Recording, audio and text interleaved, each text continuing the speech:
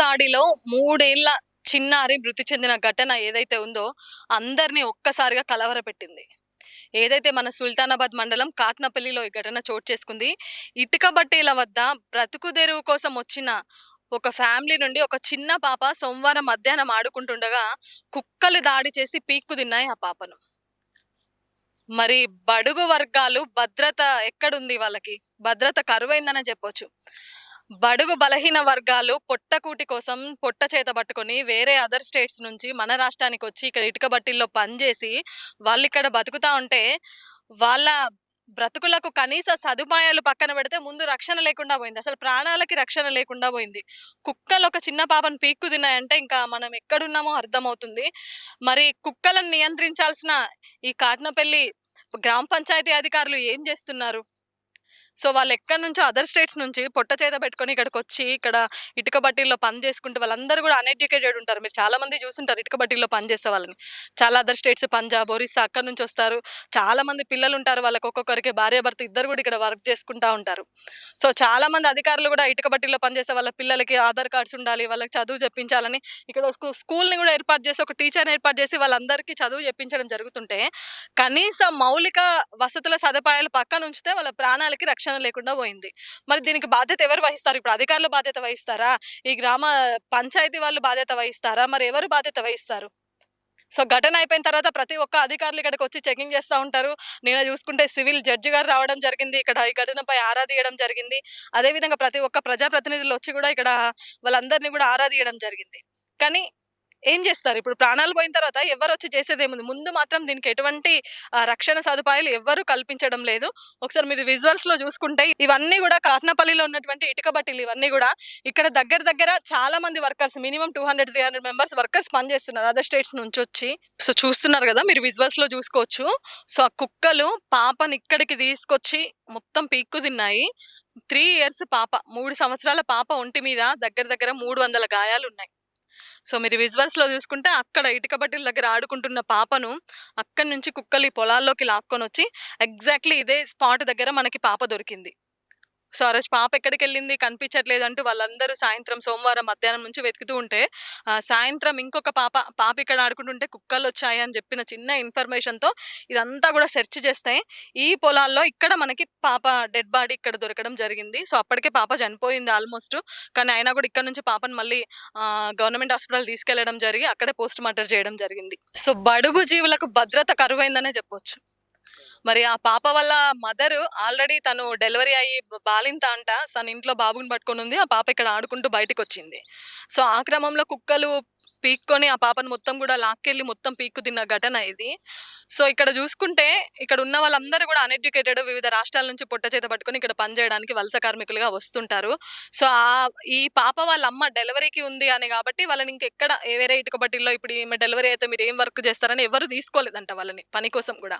So, ఇక్కడ కాట్నపల్లిలో ఉన్నటువంటి ఈ యాజమాన్యం సరే రాని ఉండనివ్వండి, మరి ఇప్పుడు ఎవరు తీసుకోపోతే ఎలా అన్నట్టు వీళ్ళు గూడా వాళ్ళని పనిలోకి పెట్టుకొని ఆ డెలివరీ గూడా వీళ్ళే జేపించడం జరిగిందంట. పిల్లలు గూడా అందరూ యాక్టివ్‌గా మంచిగా ఆడుకుంటుండేవాళ్ళు. సో ఆ రోజు సోమవారం గావడంతో వాళ్ళకి హాలిడే ఉంటుందంట. సో, ఆ రోజు ఏమైతే వాళ్ళు ఈ వీక్లీ పని చేశారో ఆ డబ్బులన్నీ గూడా వీళ్ళు పేమెంట్ చేస్తారు. సో, ఆ పేమెంట్ తీసుకొని వాళ్ళు సోమవారం సాయంత్రం మార్కెట్‌కెళ్ళి అన్నీ వాళ్ళకి కావాల్సిన సరుకులన్నీ వారానికి సంబంధించినయన్నీ ఇక్కడ ట్రాక్టర్‌ని తీసుకొనెళ్ళి అన్నీ తీసుకొస్తా ఉంటారంట. ఆ క్రమంలో అందరూ బయటికెళ్ళడం జరిగింది. ఇంకా ఆ పాప వాళ్ళ మదర్ ఇంట్లోనే ఉంది. పిల్లలు ఆడుకుంటున్న క్రమంలో కుక్కలు ఈ దాడి చేయడం జరిగింది. మరి ఇది ఇందులో మాత్రం అన్యాయంగా ఆ 3 సంవత్సరాల పాప చనిపోవడం జరిగింది. ఇదైతే అందరిని కలవరపెట్టే ఘటన. ప్రస్తుతం మనతో ఇటుక బట్టీల యాజమాన్యానికి సంబంధించిన సూపర్వైజర్ ఉన్నారు. తనని కూడా అడిగి తెలుసుకుందాం. సార్ నమస్తే. నమస్తే. మీ పేరేంటి? వెంకటేష్. వెంకటేష్ గారు, అసలు ఎలా జరిగింది? ఆ రోజు మీరు ఎప్పుడు చూడడం జరిగింది? మీకు ఎట్లా ఇన్ఫర్మేషన్ వచ్చిందండి? మాకు ఆ రోజు వీళ్ళు 12 గంటలకు మిస్సింగ్ అయిందని చెప్పారు. ఓకే. మాకు చెప్పినాక మేము ఇక అందరం సెర్చ్ చేసినాం. హ్మ్. సెర్చ్ చేస్తే ఇక మాకు ఇటు ఇటు అంతా సెర్చ్ చేయంగా 2:00 మాకు దొరికింది. హ్మ్. 1:45. తర్వాత అప్పటికే పాప చనిపోయిందా అండి? అప్పటికే పాప చనిపోయింది.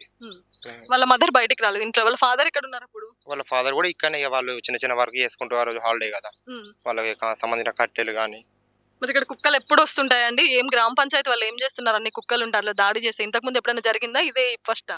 ఇదే ఇప్పటి వరకు అయితే ఏం కాలేదు, ఇదే ఫస్ట్. అధికారులు కూడా చాలా మంది విజిట్‌కి వచ్చారు. ఇప్పుడు ఏమంటున్నారండి అందరూ వచ్చిన వాళ్ళు? వాళ్ళు కూడా అదే ఎట్లా అయింది ఏంది అనేది తెలుసుకుంటున్నారు, ఇన్ఫర్మేషన్ తీసుకుంటారు. మీరు వాళ్ళకి ఇప్పుడు ఇటుక బట్టీలో పనిచేసే వాళ్ళ మీద చాలా ఇటుక బట్టీల మీద కూడా చాలా విజిలెన్స్ కానివ్వండి, అటు అధికారులు కానివ్వండి తనిఖీ చేస్తున్నారు. వాళ్ళకి మౌలిక సదుపాయాలు కల్పిస్తున్నారా? పిల్లల్ని స్కూల్‌కి పంపిస్తున్నారా?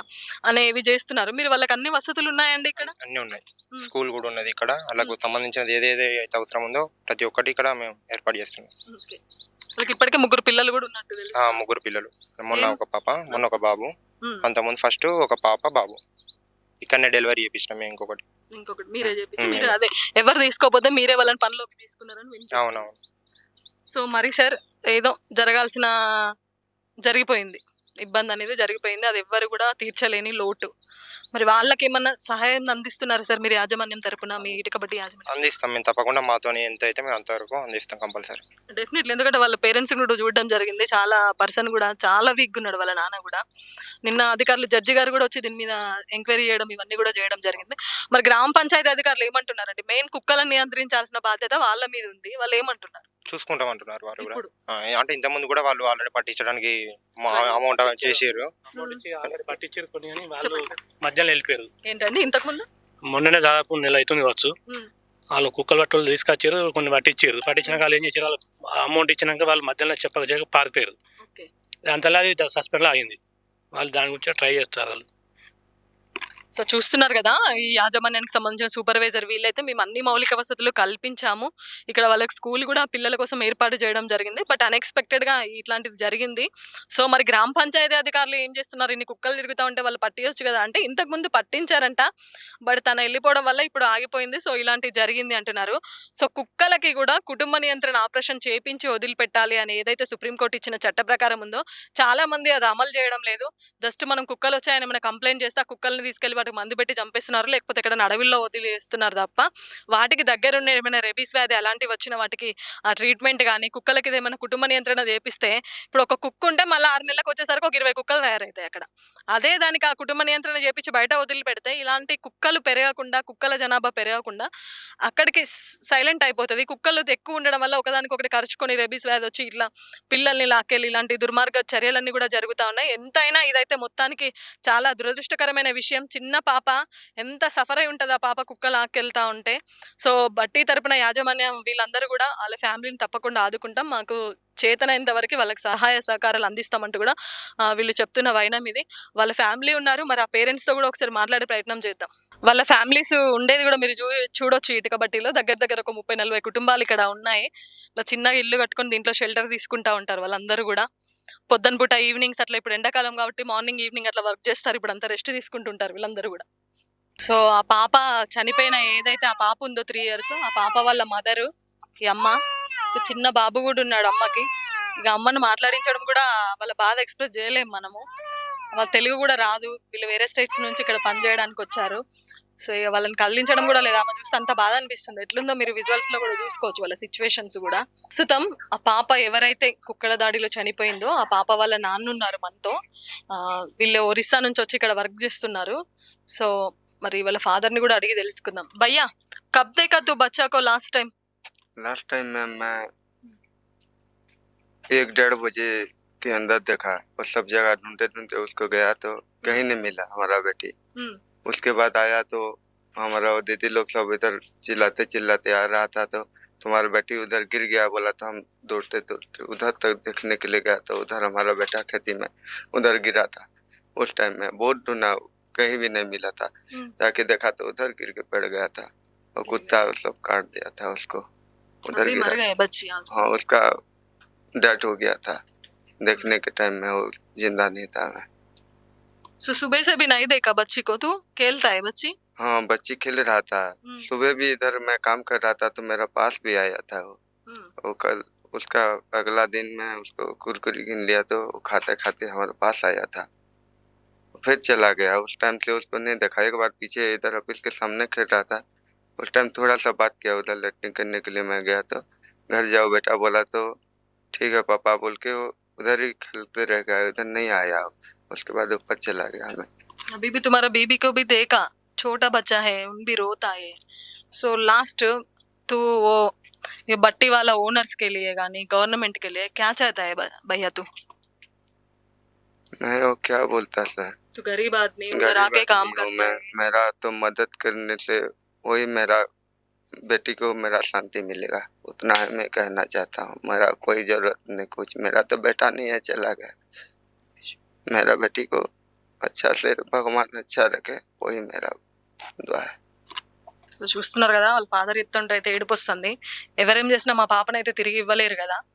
సో మరి ఏం చెప్తారండి మీరు గవర్నమెంట్ కానీ బట్టి యాజమాన్యానికి కానీ అని చెప్తుంటే తను చెప్తున్నారు, మాకు ఏదైనా ఒక చాలా పేదవాళ్ళు పొట్టకుటి కోసం ఇక్కడ వచ్చి బతుకుతున్నారు. సో అన్ఎక్స్పెక్టెడ్గా ఇది జరిగిపోయింది. మన కుక్కలు ఎక్కడి నుంచి వచ్చాయో పాప ఆడుకుంటుంటే ఎవరు చూడలేదు ఆ టైంలో కూడా. సో ఎవరైనా ఇప్పుడు బట్టి యాజమాన్యం ఓనర్స్ కానివ్వండి, వాళ్ళైతే తప్పకుండా మేము ఆ కుటుంబాన్ని ఆదుకుంటాం, ఆ కుటుంబానికి రక్షణ కల్పిస్తాం, వాళ్ళకి ఎంతో మాకు చేతిలో ఎంత సాయం చేస్తామంటున్నారు. అదేవిధంగా గవర్నమెంట్ నుంచి కానీ ఇటు గ్రామ పంచాయతీ పెద్దలు కానివ్వండి, సర్పంచ్ గారు ఉన్నారు, వీళ్ళందరూ కూడా నిన్న జడ్జి గారు వచ్చి చూశారు, వీళ్ళందరూ ప్రజాప్రతినిధులు వచ్చి చూస్తున్నారు. సో అందరూ కూడా వాళ్ళ ఫ్యామిలీని ఏదో రకంగా ఆదుకోవాలి, వాళ్ళకి ఏదో తోడ్పాటును అందించి వాళ్ళకి కొంచెం ఫైనాన్షియల్గా ఇంకే రకంగా ఉన్న వాళ్ళ వైఫ్ని చూడడం జరిగింది. ఎంత సిక్ ఉందో ఆమె చూడొచ్చు. ఒక బాలింత అసలు ఎంత అనారోగ్యంగా ఆమె ఎట్లా ఉందో కూడా ఆమె పరిస్థితి చూస్తే అర్థమవుతుంది. సో వాళ్ళ కుటుంబాన్ని మాత్రం తప్పకుండా ఆదుకోవాలి. మన రాష్ట్రాన్ని నమ్మి మన దగ్గరికి పనికొచ్చారు వీళ్ళు, వేరే రాష్ట్రాల నుంచి పొట్ట చేత పట్టుకొని. సో వీళ్ళకైతే తప్పకుండా న్యాయం చేయాలి.